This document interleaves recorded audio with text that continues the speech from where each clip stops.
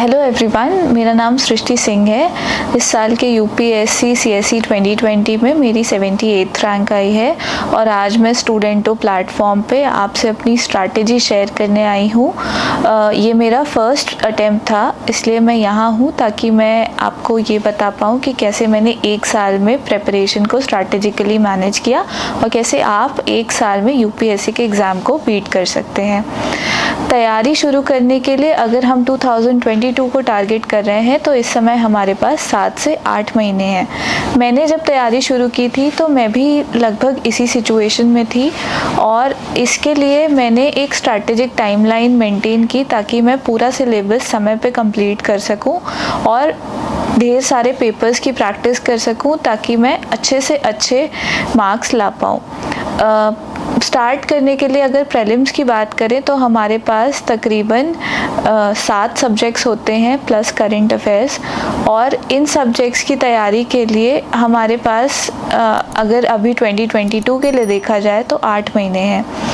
हमें ज़रूरी है कि हम हर सब्जेक्ट के लिए एक लिमिटेड टाइमलाइन डिसाइड करें, जैसे पॉलिटी के लिए 1 महीने, ज्योग्राफी के लिए 1 महीने, जो बड़े सब्जेक्ट्स हैं जैसे इकोनॉमिक्स उसके लिए 40 या 45 डेज़।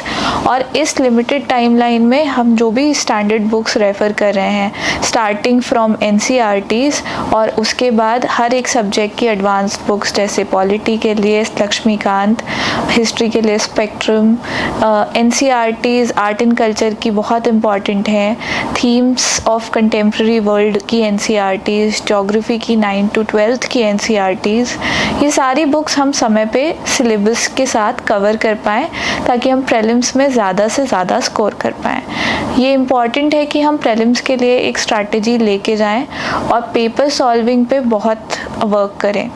इसके लिए ज़रूरी है कि कम से कम हम 30 से 40 पेपर्स लगा के जाएं और पेपर सॉल्विंग के दौरान अपनी एक्यूरेसी का ध्यान रखें कि हम कितनी एक्यूरेटली क्वेश्चंस को आंसर कर पा रहे हैं। इफ़ हमारी एक्यूरेसी कम है तो हमें ज़्यादा क्वेश्चंस अटेम्प्ट करने चाहिए, और अगर हमारी एक्यूरेसी अच्छी आ रही है तो हम 70-75 क्वेश्चंस भी अटेम्प्ट करके पेपर क्रैक कर सकते हैं।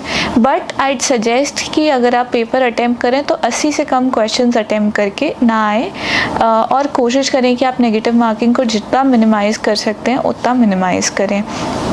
इसके अलावा प्रीलिम्स में करंट अफेयर्स के पार्ट के लिए along from standard sources and newspapers मैं ये भी सजेस्ट करना चाहूँगी कि आप नोट्स मेंटेन करें ऑनलाइन फ्रॉम वेरियस सोर्सेज जो कोचिंग्स की आजकल अवेलेबल हैं, तो उससे आपको वो करंट अफेयर्स भी कवर हो जाएंगे जो आपको ट्रेडिशनल सोर्सेज से नहीं मिल पाते हैं।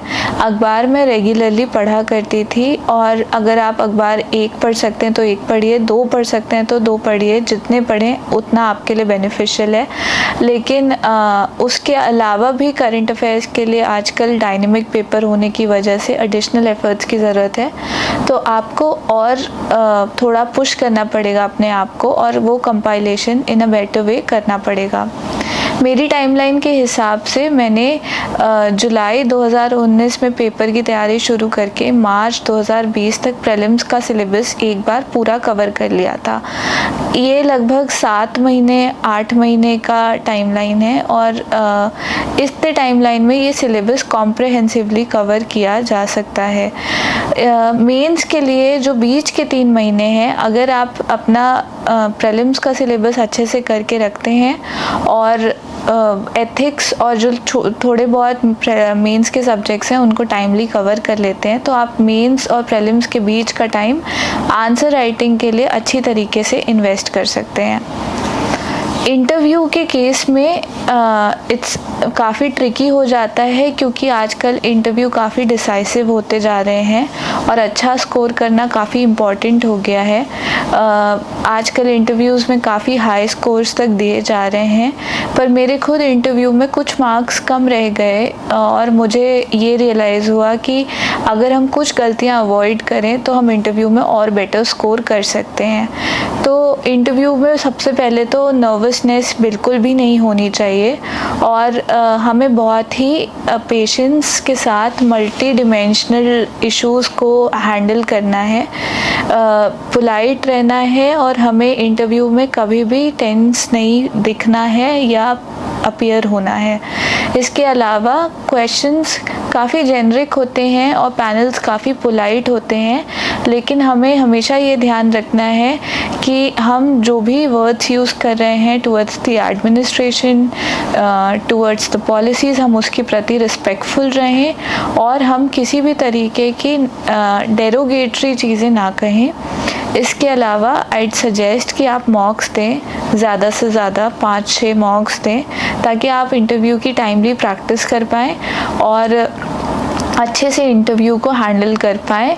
और जो भी आपके पर्टिकुलर इश्यूज़ हैं, जैसे कुछ लोग स्टटर करते हैं, कुछ लोगों को आई कांटेक्ट के साथ दिक्कत होती है, तो उन सब को ठीक तरीके से हैंडल किया जा सकता है अगर आप ज़्यादा से ज़्यादा मॉक्स दें। प्रीलिम्स के लिए ये भी इम्पॉर्टेंट है कि आप कंटेंट डेवलपमेंट के अलावा ढेर सारे पेपर्स लगा के जाएँ। मैंने खुद तकरीबन 50 से 60 पेपर्स लगाए थे, पर वो इसलिए हो पाया क्योंकि मैंने प्रीलिम्स हमारा 4 महीने डिले भी हो गया था। बट फिर भी मैं ये सजेस्ट करूँगी सभी एस्पिरेंट्स को कि वो 30 से 35 टेस्ट प्रीलिम्स के लिए लगा के जाएं, जो कि रेडिली मार्केट्स में और इंटरनेट पे भी आजकल अवेलेबल हैं। उससे बहुत अच्छी प्रैक्टिस हो जाती है, जो एलिमिनेशन टेक्निक है प्रीलिम्स की, और जो भी क्वेश्चंस हैं उनकी लैंग्वेज कैसी आती है यूपीएससी में वो समझने में। इसके बाद अगर करंट अफेयर्स की बात की जाए, जो अक्सर बच्चों को दिक्कत होती है, इसके लिए अखबार पढ़ना बहुत ज़रूरी है। कई लोग कहते हैं कि अखबार के शॉर्ट वीडियोस देख लेने से काम हो जाता है, पर मुझे लगता है कि अखबार आपको एक ओपिनियन देता है जो एडमिनिस्ट्रेशन में जाने के बाद भी ज़रूरी होती है। तो अखबार रोज़ाना पढ़े, आप एक पढ़ सकते हैं, एक पढ़िए, अगर 2 पढ़ सकते हैं तो बहुत अच्छा है, 2 भी पढ़ सकते हैं। इसके अलावा गवर्नमेंट सोर्सेज को रेफ़र किया जा सकता है करंट अफेयर्स के लिए। योजना गवर्नमेंट पब्लिश करती है and it's a good document to understand कि गवर्नमेंट कैसे सोच रही है किसी स्कीम के लिए। योजना पढ़ना ज़रूरी नहीं है, लेकिन अगर आप किसी टॉपिक पे डाइवर्स ओपिनियन चाहते हैं तो आप योजना भी पढ़ सकते हैं। मेंस की अगर बात की जाए तो 4 जीएस के पेपर, 1 ऐसे और 2 ऑप्शनल के पेपर्स होते हैं। ऐसे के लिए आपके लिए ज़रूरी है कि आप ऐसे में 4-5 ऐसे की प्रैक्टिस पहले से करके जाएं और ऐसे को ज़्यादा सुंदर, क्रिएटिव और अट्रैक्टिव बनाने पे काम करें। इंट्रोडक्शन कैची लिखें और टाइमली वर्ड लिमिट में मल्टीपल डायमेंशंस को कवर करते हुए ऐसे को कंप्लीट करें। जीएस के पेपर्स के लिए अगर आपने प्रीलिम्स दिया है तो आपके पास काफ़ी कंटेंट होता है, लेकिन आंसर राइटिंग की प्रैक्टिस बहुत ज़रूरी है।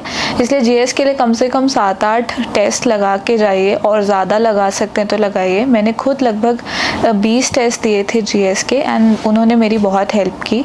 और उन टेस्ट का प्रॉपर रिव्यू अगर आप करवा पाएँ, अगर आप कोई टेस्ट सीरीज़ ज्वाइन कर पाएँ तो वो बहुत अच्छा रहेगा, ताकि आपकी समय पे पेपर पूरा करने की प्रैक्टिस भी होती रहे। इसके अलावा प्रेजेंटेशन पे ध्यान दीजिए, क्योंकि पेपर चेक करने वाले को प्रेजेंटेशन भी इम्प्रेस करनी चाहिए। अच्छे कलर की पेन यूज़ करना, पेपर में फ्लो चार्ट्स और डायग्राम्स का इस्तेमाल करना, ये सारे चीज़ें आपको बेनिफिट करेंगी मेंस के पेपर के दौरान। ऑप्शनल के लिए, ऑप्शनल अगर आप प्रीलिम्स के पहले एक बार पूरा कर लें तो वो बहुत अच्छा रहता है, बट इन केस आप ऑप्शनल को प्रीलिम्स के बाद पूरा कर रहे हैं तो कोशिश कीजिए कि पहले 1.5 महीने में आपका ऑप्शनल तैयार हो जाए, ताकि आप अंत के 1.5 महीने क्वेश्चन आंसर्स और आंसर राइटिंग पे स्पेंड कर पाएँ। इसके बाद जो इंटरव्यू का पार्ट रहता है वो 2 काफ़ी छोटा दिखता है, पर वो काफ़ी मेजर चैलेंज हो जाता है कई लोगों के लिए, जिन्हें बातचीत करने में, इंटरैक्शन में कई बार होता है कि यूपीएससी की तैयारी में हम इतने इंसुलेटेड रहते हैं सोसाइटी से कि हम उन सारी चीज़ों में लैक करने लग जाते हैं। तो उसके लिए मॉक्स देना ज़रूरी है। मॉक इंटरव्यूज़ दीजिए 4 से 5, अगर हो पाए तो पर्सनली जाके ऑफलाइन या ऑनलाइन भी दे सकते हैं, आजकल तो वो भी अवेलेबल हैं। कई कोचिंग्स फ्री में इंटरव्यूज़ भी कराती हैं, तो उससे आपको काफ़ी बेनिफिट मिलेगा। और शीशे के सामने बैठ के अपने आप को बोलते हुए देखना और प्रैक्टिस करना भी इम्पॉर्टेंट है, ताकि आप अपनी स्पीकिंग एबिलिटीज़ की प्रैक्टिस कर पाएँ। ये डिपेंड नहीं करता कि आप पेपर इंग्लिश में दे रहे हैं या हिंदी में दे रहे हैं, पर अगर आपकी तैयारी अच्छी है तो आप दोनों तरीके से सक्सेसफुल हो सकते हैं। I'd also सजेस्ट कि आप इस पूरे प्रोसेस में अपनी हेल्थ का बहुत ध्यान रखें। ये बहुत इम्पॉर्टेंट है कि आप फिज़िकली और मेंटली हेल्दी रहें ताकि आप अपनी फुल एफिशिएंसी से तैयारी कर सकें। ये मेरी स्ट्रैटेजी थी एंड आई होप कि आपको ये हेल्पफुल लगी होगी। Thank you so much and all the best to all of you.